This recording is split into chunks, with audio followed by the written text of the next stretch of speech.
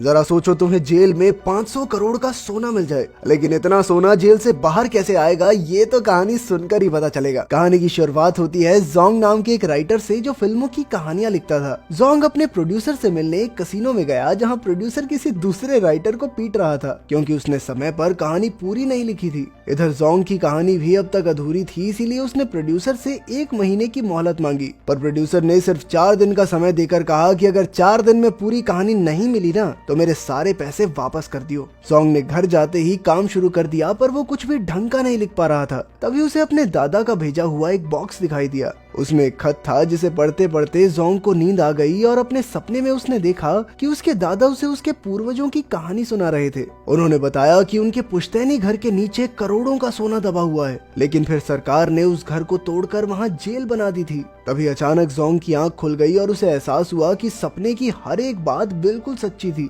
क्योंकि उस बक्से के अंदर से एक नक्शा निकला जो बिल्कुल जेल के नक्शे से मिलता था। अब जोंग ने सोच लिया कि वो कुछ भी करके अपने पुश्तैनी सोने को हासिल करके रहेगा। अब वो बस इस गरीबी की जिंदगी से बाहर निकलना चाहता था। इसके लिए उसे जेल के अंदर घुसने की जरूरत थी, तो उसने अपने पड़ोसी का लैपटॉप छत से नीचे फेंक दिया और इस टुच्ची सी वजह के लिए भी उसे जेल में भेज दिया गया। जेल में उसने देखा कि कई कैदी क्रैब नाम के कैदी का जन्मदिन मना रहे थे। फिर क्रैब जोंग से मिला और उसने बताया कि उसका भी जोंग नाम का एक बहुत करीबी दोस्त था, इसीलिए क्रैब ने जोंग को अपना दोस्त बनाकर हमेशा उसकी रक्षा करने का वादा किया। बाद में जोंग जेल में मौजूद बरगद के पेड़ के पास गया, क्योंकि उसके आसपास ही एक पुराना कुआं था जिसके अंदर वो खजाना छिपा था। तभी वहां एक और कैदी जोंग के पास आया और उसने बताया कि इस जेल के अंदर 2 बहुत ही ताकतवर ग्रुप्स हैं, जिनमें काफी समय से बिना बात के दुश्मनी चलती रहती है। उसने कहा कि जोंग को यहाँ जिंदा रहने के लिए किसी एक ग्रुप में तो शामिल होना ही पड़ेगा। पहली गैंग तो क्रैब की ही थी और वो किसी भी हाल में अपने साथी की हमेशा रक्षा करते थे। वहीं दूसरी गैंग का लीडर था बाओ नाम का एक खतरनाक कैदी। ये सुनकर जोंग ने कहा कि वो किसी ग्रुप में शामिल नहीं होना चाहता, क्योंकि वो तो यहाँ बस अपना सोना ढूंढने आया है। पर जल्द ही बाओ के आदमी जोंग और बाकी नए कैदियों को पकड़कर बाओ के सामने ले आए। उन्होंने जबरदस्ती सबके ऊपर बाओ की गैंग में शामिल होने का दबाव बनाया और मजबूरन जोंग को भी राजी होना पड़ा। अब बाओ की गैंग में शामिल होने के लिए कैदियों को बाओ की थूकी हुई चाय पीनी पड़ती थी। जब जोंग की चाय पीने की बारी आई तो अचानक क्रैब और उसके आदमी जोंग को बचाने आ गए। क्रैब ने कहा कि जोंग मेरे कमरे में रहता है, इसीलिए वो मेरी गैंग का हिस्सा हुआ। ये देखकर बाओ गुस्से से तिलमिला उठा और उसने जोंग की जिंदगी बर्बाद करने का फैसला कर लिया। फिर अगले दिन बाओ ने जबरदस्ती जोंग को कॉकरोचेस वाला दलिया खाने पर मजबूर किया, पर ये सब क्रैब ने देख लिया और अचानक दोनों गैंग्स के बीच जबरदस्त लड़ाई शुरू हो गई। खैर अगले दिन जोंग को साफ सफाई का काम मिला और मौके का फायदा उठाकर उसने पुराना कुआं खोजने की कोशिश की, जिसके आसपास खजाना छिपा हुआ था, लेकिन बहुत कोशिशों के बाद भी वो नाकामयाब रहा। अब सुरंग खोजते खोजते वो लाइब्रेरी तक आ पहुंचा, पर बदकिस्मती से बाओ भी यहाँ था और उसके आदमियों ने जोंग को बुरी तरह पीटा। फिर शाम को क्रैब ने बाओ से पूछा कि जोंग की ड्यूटी खत्म होने के बाद भी वो अपने कमरे में क्यों नहीं लौटा था। क्रैब को शक था कि बाओ ने जोंग को नुकसान पहुंचाया होगा। इस बार बाओ ने कहा कि वो जानता है कि जोंग कहाँ है, पर ये बताने से पहले क्रैब को बाओ की थूकी हुई चाय पीनी होगी। ना चाहते हुए भी क्रैब को उसकी बात माननी पड़ी और अंत में बाओ ने उसे बताया कि जोंग कूड़ेदान में पड़ा है। जोंग कूड़ेदान में अपनी आखिरी सांसें गिन रहा था कि ऐन वक्त पर क्रैब ने जोंग की जान बचाई। उसकी हालत देखकर क्रैब ने फैसला किया कि वो बाओ से बदला जरूर लेगा। इस पर जोंग भी राजी हो गया, क्योंकि शायद दोनों गैंग्स की लड़ाई में शायद उसे स्टोर रूम से जेल का नया नक्शा मिल जाए, जिसकी मदद से वो शायद पुराने कुएं को ढूंढ पाएगा। फिर जैसे ही दोनों गैंग्स आपस में भिड़ी, जोंग ने मौका पाते ही गार्ड से स्टोर रूम की चाबी चुरा ली, पर इससे पहले कि वो स्टोर रूम खोलता बाओ ने उसे पकड़ लिया। फिर बाद में जोंग ने क्रैब से कहा कि तुम्हें मेरी रक्षा करने की कोई जरूरत नहीं है, क्योंकि जब से तुमने मुझे अपने साथ शामिल किया है तब से मेरी मुश्किलें बढ़ती ही जा रही हैं। ये सुनकर क्रैब को धक्का लगा और वो एकदम शांत हो गया। कुछ देर बाद क्रैब ने जोंग से माफी मांगी और कहा कि उसके लिए अपने साथियों की रक्षा से बढ़कर और कुछ नहीं है,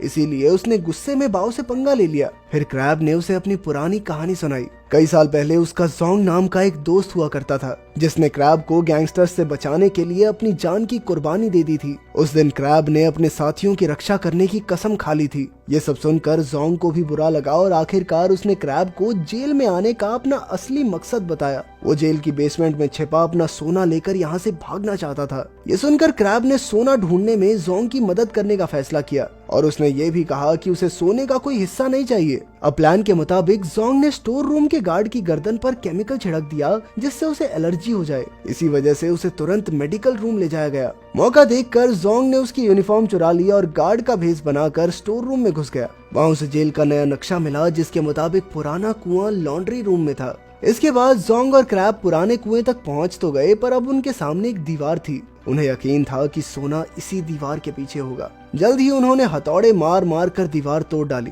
फिर जोंग सोने की तलाश में तुरंत अंदर घुसा पर काफी देर घूमने के बाद भी उसे सोना कहीं दिखाई नहीं दिया। अंत में उन्हें दीवार में एक सुंदर लकड़ी दिखाई दी। जोंग अब तक हिम्मत हार चुका था, इसीलिए उन्होंने वापस लौटने का फैसला किया और जाते जाते क्रैब ने वो लकड़ी निकाल ली। मगर उस लकड़ी को निकालते ही उनके सामने सोने के 100 टुकड़े आ गए जिनकी कीमत 500 करोड़ से भी ज्यादा थी। जोंग ने कुछ बार क्रैब को दिए पर उसने इनकार करते हुए कहा कि इस पर उसका कोई हक नहीं है। इसके बाद उन्होंने कपड़े ले जाने वाली मशीन के साथ इन बार्स को जेल से बाहर निकालने का फैसला किया। यह मशीन 22 तारीख को जेल से बाहर एक वेयर हाउस में जाने वाली थी और इसी दिन जोंग जेल से रिहा भी होने वाला था। अब उनका प्लान एकदम तैयार था और क्रैब काफी खुश था क्योंकि सोने की मदद से जोंग अपना कर्ज उतार कर फिल्में बनाने का अपना सपना पूरा कर सकता है। क्रैब का साफ दिल देखकर जोंग ने बाहर जाकर उसके साथ एक रेस्टोरेंट खोलने का वादा किया। पर अगले दिन बाओ और उसकी गैंग ने जोंग और क्रैब पर हमला कर दिया और भयानक लड़ाई शुरू हो गई। इसी बीच जोंग के छिपाए हुए सोने के टुकड़े बाओ के हाथ लग गए पर तभी अचानक गार्ड्स वहां आ गए, लेकिन इससे पहले ही उन्होंने सोना छुपा दिया। अब जोंग सोने के बारे में सोच रहा था कि बाओ ने गार्ड्स को झूठी कहानी सुनाकर कहा कि जोंग का पैर फिसल गया था, इसीलिए वो तो जोंग की मदद करने आया है। इस पर जोंग ने भी उसकी हाँ में हाँ मिला दी और ये देखकर क्रैब को एहसास हुआ कि जोंग के लिए सोने से बढ़कर और कुछ नहीं है। इस बात का क्रैब को बहुत बुरा लगा और उसने मन ही मन जोंग से दोस्ती तोड़ दी। कुछ समय बाद क्रैब को खबर मिली कि उसकी बेटी की हालत बहुत खराब है और वो हॉस्पिटल में है। ये सुनकर वो जोंग से मिलने गया। उस वक्त जोंग और बाओ सोना लेकर जेल से भागने का प्लान बना रहे थे। अब क्रैब ने भी उनके प्लान में शामिल होने की इच्छा जाहिर की पर उसे सोना नहीं चाहिए था, बल्कि उसे तो जेल से जल्द भागना था। वो बस अपनी बेटी के पास जाना चाहता था। पहले तो बाओ ने क्रैब के साथ मिलकर काम करने से इनकार कर दिया पर फिर जोंग ने उसे मना लिया। इसके बाद उन्होंने 3 हफ्ते बाद होने वाली जेल की एनिवर्सरी पार्टी के दौरान सुरंग से होते हुए समुद्र के रास्ते से भागने का प्लान बनाया। उन्होंने सोने के बार्स अपने कपड़ों में छुपा लिए पर जेल की एनिवर्सरी में 3 हफ्ते बाकी थे और जोंग तो 1 हफ्ते में रिहा होने वाला था, इसीलिए उसने अपनी सजा बढ़वाने का प्लान बनाया। इसके बाद जोंग, क्रैब और बाओ ने जानबूझकर आपस में लड़ाई करके हंगामा कर दिया। जल्द ही गार्ड्स ने वहां आकर सबको अपने अपने कमरे में भेज दिया। अब लड़ाई में शामिल होने के कारण जोंग की सजा बढ़ा दी गई। जल्द ही पार्टी का दिन आ गया और उन्होंने क्लोरीन गैस के गुब्बारे फुलाए ताकि उनमें आग लगाकर वो अपने प्लान को अंजाम दे सकें। जब हेड गार्ड भाषण दे रहा था तो अचानक गुब्बारों में धमाका हो गया और इसी मौके का फायदा उठाकर जोंग, क्रैब और बाओ सुरंग के रास्ते से निकल पड़े। पर रास्ते में जोंग को चोट लग गई तो क्रैब ने प्लास्टिक से उसके घाव को बंद किया। इसके बाद उन्होंने जैसे तैसे सुरंगों के बीच रास्ता ढूंढा और मिलकर आगे बढ़ते रहे। आखिरकार उनके सामने एक बड़ा दरवाजा आया जिसके उस पार समुद्र था। उधर गार्ड्स को भी भनक लग गई थी कि 3 कैदी गायब हैं, इसीलिए वो चारों ओर उन्हें ढूंढने लगे। इधर उन तीनों ने अपने बनाए बॉम्ब से धमाका करके दरवाजे को उड़ा दिया और समुद्र में कूदकर भागने को तैयार हो गए। नीचे बाओ के आदमियों की कश्ती उनका इंतजार कर रही थी। उसी समय बाओ ने अपना चाकू निकाला क्योंकि वो क्रैब और जोंग को मारकर सारा सोना हथियाना चाहता था। बाओ ने क्रैब पर वार किया पर जोंग बीच में आ गया और फिर तीनों में लड़ाई शुरू हो गई। अंत में जोंग ने बाओ से कहा कि तुम सारा सोना ले जाओ मगर हमें जिंदा छोड़ दो, मगर बाओ क्रैब को समुद्र में फेंकना चाहता था। उसने क्रैब को धक्का दे दिया पर खुशकिस्मती से क्रैब ने एक रस्सी पकड़ ली जिसका दूसरा हिस्सा जोंग ने पकड़ा हुआ था। अब बाओ दोनों की मजबूरी पर हंस रहा था पर अचानक मौका पाकर क्रैब ने बाओ को ही समुद्र में फेंक दिया। फिर जोंग ने पूरे जी जान से क्रैब को ऊपर खींचने की कोशिश की और तब उसे एहसास होता है कि क्रैब ने शुरुआत से लेकर अब तक एक सच्चे दोस्त की तरह हमेशा उसका साथ दिया था। आखिरकार उसकी कोशिश कामयाब रही और उसने क्रैब को ऊपर खींच ही लिया। तभी उन्हें ढूंढते हुए गार्ड्स भी वहां पहुंचे। उन्हें देखते ही जोंग और क्रैब ने खुद को उनके हवाले कर दिया। फिर कुछ दिन बाद क्रैब को खबर मिली कि उसकी बेटी की सर्जरी कामयाब रही और अब वो बिल्कुल ठीक है। जल्द ही उसे गार्ड्स के साथ अपनी बेटी से मिलने की इजाजत भी मिल गई। इधर जोंग को पता चला कि जो सोना समुद्र में गिरकर खो गया था वो मिल गया है और अब जोंग ही उसका सच्चा हकदार है। आखिरकार जोंग का करोड़पति बनने का सपना पूरा हो गया और अब वो क्रैब के साथ मिलकर एक रेस्टोरेंट खोलेगा। भले ही सोने को ढूंढने के लिए उसे इतनी मुश्किलों का सामना करना पड़ा हो, पर इसी कारण उसे क्रैब के रूप में एक सच्चा दोस्त मिल गया था। अगर वीडियो पसंद आई तो लाइक कर देना, चैनल को सब्सक्राइब कर देना। मिलते हैं अगली वीडियो में।